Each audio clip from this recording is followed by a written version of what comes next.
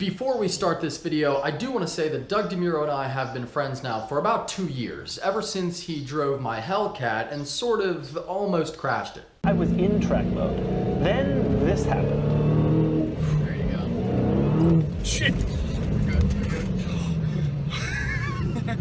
Oh my god! I should have got that on camera. That is, this thing is insane! This thing is absolutely insane! Okay.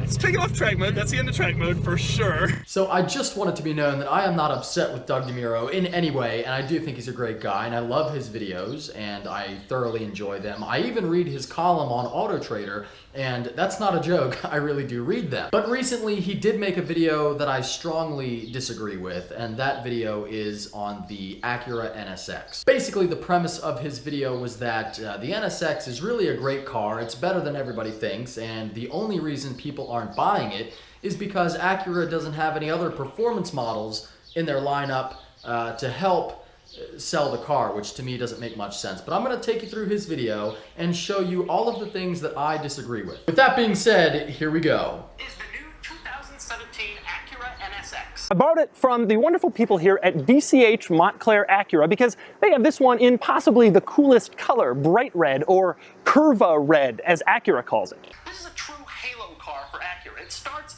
at $156,000. There's problem number one, $156,000. Problem number two is that it only has 573 horsepower.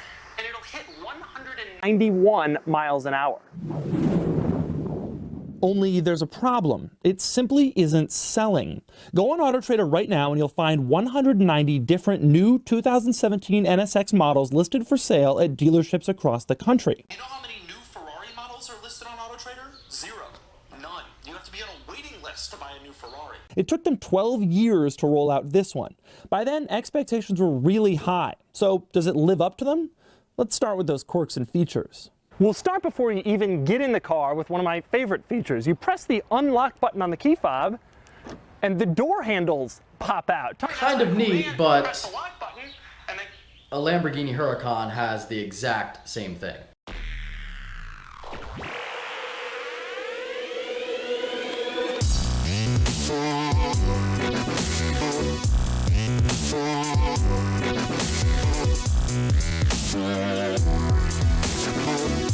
And once you pull on those cool door handles and you get inside, you notice quite a few interesting quirks and features, like, for example, the volume slider. It's not just a boring knob like it is on your car. Instead, you slide your hand up and down to adjust the stereo volume. Maybe Doug really just doesn't know and he hasn't been in a new Honda recently, but pretty much every car from Honda or Acura has the slider radio volume option, including a pretty much base model Honda Civic. So I wouldn't call that a cool feature of the NSX. The NSX also has a really cool quiet mode that shuts off part of the exhaust note so that you can go sneak out with your NSX late at night and drive away down some back roads. I've never seen any other supercar with that. Really, Doug? You haven't seen any other car with an active exhaust? Really?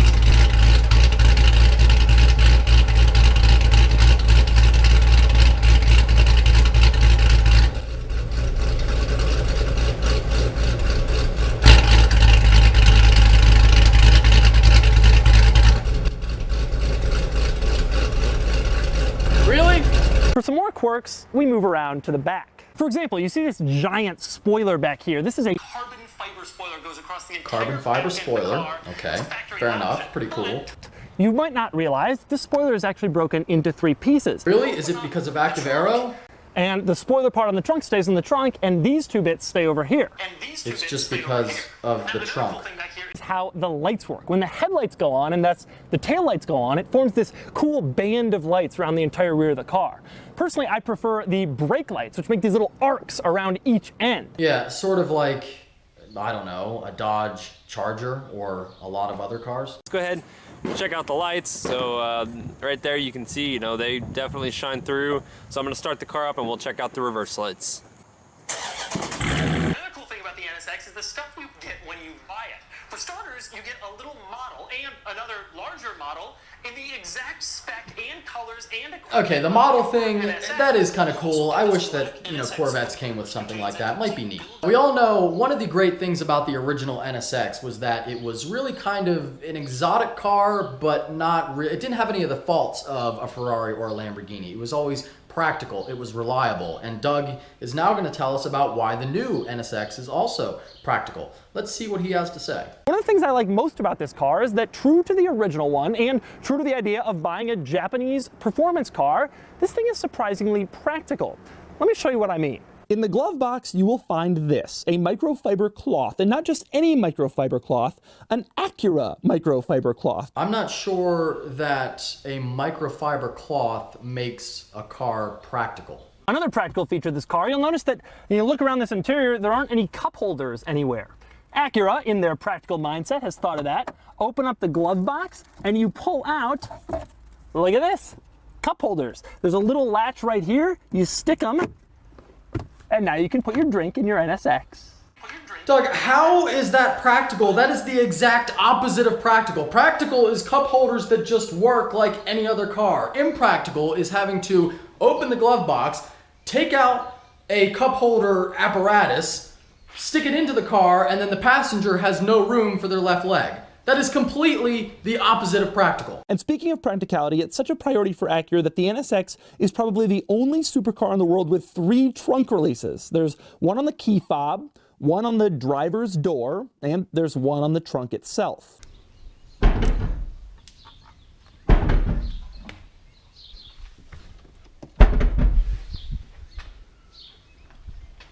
I review a lot of exotic cars with a lot of trunks, and usually they're nowhere near big enough for a set of golf clubs, but you can get one in the new NSX. Yes, you have to pull out your drivers and put them in separately, but they all fit in the trunk of this car. I think the biggest problem Acura had was just the lead time. You tell people for 10 years you're going to come out with this car, there's no way to meet their expectations. None. Zero. Now that I do agree with. Now I don't think that's the reason why people are disappointed with the NSX, and I don't think you can blame the lackluster sales on that, but I do agree Acura took far too long to actually build the car and get it delivered to people. Modern exotic, but none of the other modern exotics we waited 12 years. Is this the year they're going to do it? Oh, you can hear the whistle and the blow-off valve actually occurring each time you press the gas. It's like a modded like Civic or something. It's so cool. It's like a modded like Civic or something. It's so cool. It's like a modded like Civic or something. It's so cool. Like a modded like Civic or something. It's so cool. Like a modded like Civic or something. It's so cool. Like Civic or something. It's so cool.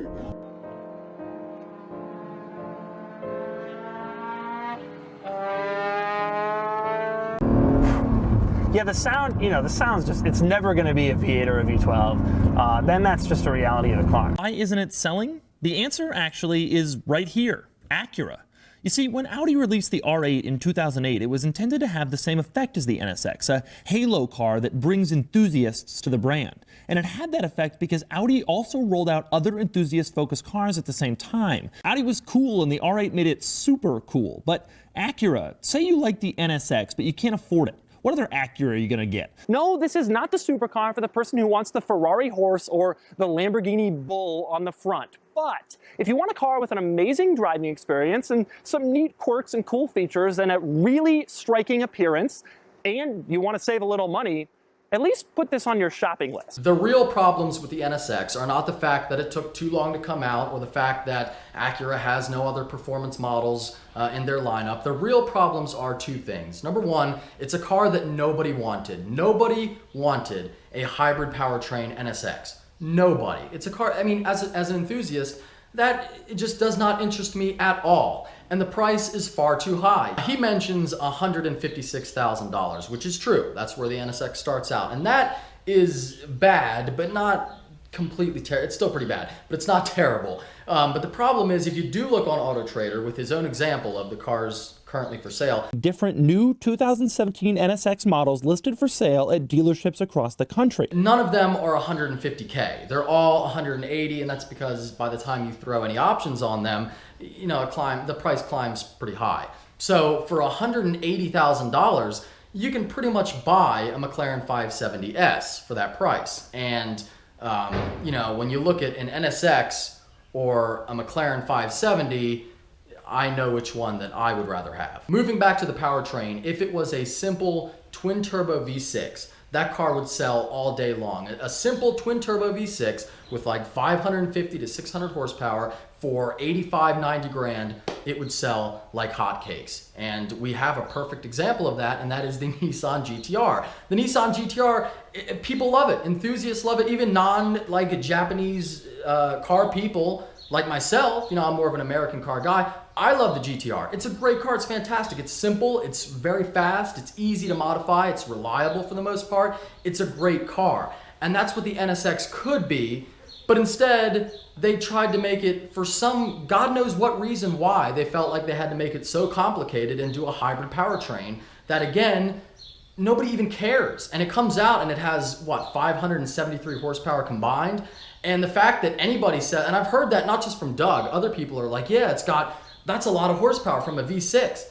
Nissan's been pushing, I think when the GTR first came out in 2008 with a twin turbo V6 with no hybrid powertrain, no help from electric motors, their car had 545 horsepower. The Nismo GTR is over 600 with just the V6 as it sits. So I don't understand why anybody would be impressed with 573 horsepower from a twin turbo V6 and electric motors when everybody's way above that. Here's a $70,000 Z06. You can get this car for 15 grand off of MSRP, and it has 650 horsepower.